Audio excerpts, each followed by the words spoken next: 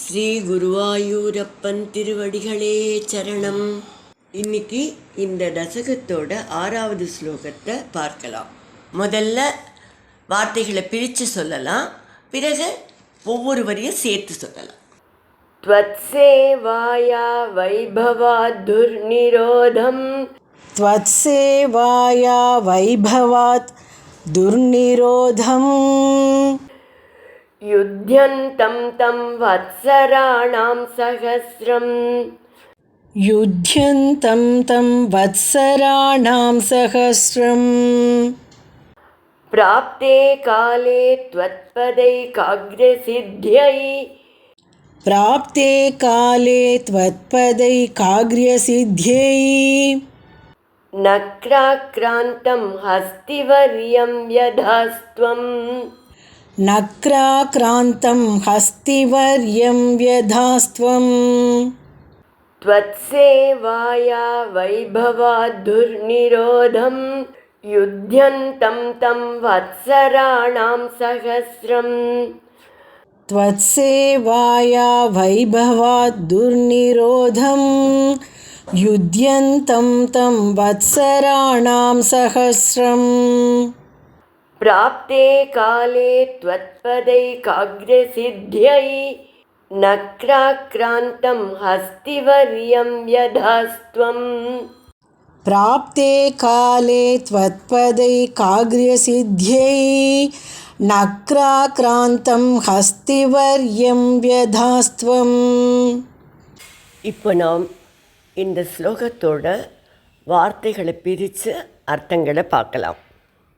த்வத் சேவாயாக உங்களை வழிபட்டதால் உண்டான வைபவாத்து சிறப்பினால் வத்சராணாம் சகசிரம் 1000 ஆண்டுக்காலம் துர்நிரோதம் தங்கு தடையின்றி யுத்தயந்தம் முதலையுடன் போராடி கொண்டிருந்த தம் ஹஸ்திவரியம் அந்த சிறந்த யானையை த்வத்பத உங்களுடைய திருவடிகளில் ஏகாக்ரிய சித்தியை மனம் ஒருமைப்பட வேண்டிய காலே பிராப்தே தகுந்த காலம் வந்ததும் நக்ர ஆக்ராந்தம் அந்த முதலையால் பீடிக்கப்பட்டதாக அந்த முதலையால் கீழ்ப்படுத்தப்பட்டதாக துவம் யதாக நீங்கள் செய்தீர்கள்.